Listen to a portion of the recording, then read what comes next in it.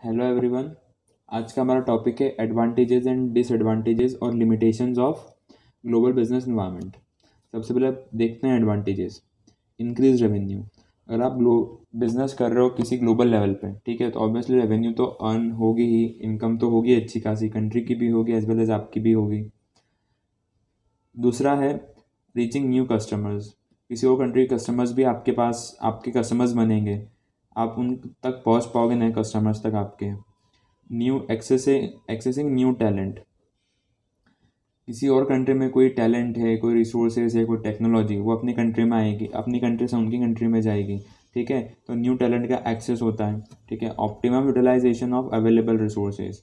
अपने पास जो रिसोर्सेज अवेलेबल हैं, ठीक है, उनका ऑप्टिमम यूटिलाइजेशन कर सकते हैं।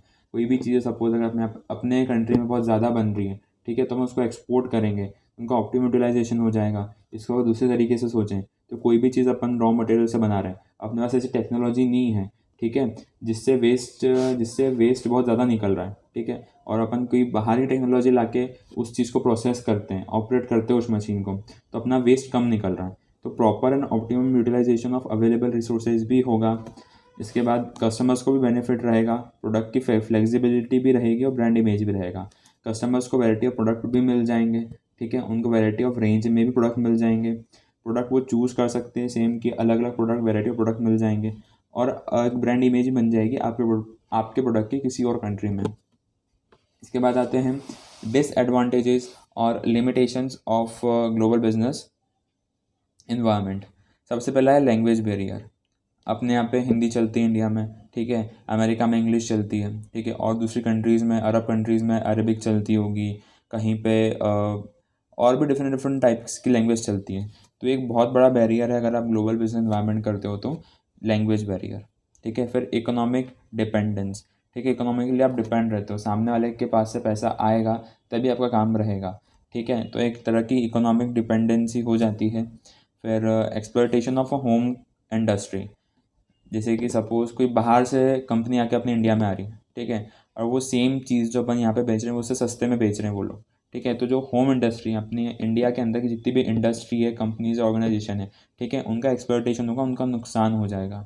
तो समाव ये अपने लिए ही अनफेवरेबल है, ग्लोबल लेवल पे देखा जाए तो, नेशनल लेवल पे देखा जाए तो।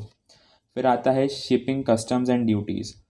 ऑब्वियसली शिपिंग, आप कोई माल अगर शिप के थ्रू पहुंचा रहे हो, ठीक है, या एयरवे के थ्रू पहुंचा रहे हो, ठीक है, तो माल चढ़ाना, उनकी कस्टम एंड ड्यूटीज़, उनके रूल्स एंड रेगुलेशन फॉलो करना, उनकी गाइडलाइंस को फॉलो करना, डॉक्यूमेंटेशन का हर चीज़ से, हर तरफ से ध्यान रखना। तो ये उसका बहुत बड़ा लिमिटेशन है, बहुत लेंदी और हैवी प्रोसेस हो जाता है ये, और टाइम कंज्यूमिंग भी है। फिर आता है कल्चरल डिफरेंस। कल्चरल डिफरेंस भी एक बहुत बड़ी लिमिटेशन है ग्लोबल बिजनेस की। सपोज़ कि अमेरिका में बीफ बैन नहीं है, वहाँ पे सब लोग खाते हैं, पर कोई कंपनी जो बीफ बेचती हो या बीफ के बर्गर बेचती हो, वो इंडिया में चल ही नहीं पाएगी, क्योंकि बीफ यानी गाय का मांस खाना लीगल ही नहीं है। तो वहाँ का कल्चरल डिफरेंस बहुत मायने रखता है किसी भी कंपनी के लिए, अगर वो जाती है किसी और कंट्री में बिजनेस करने के लिए। और सिक्स्थ है सर्विसिंग कस्टमर।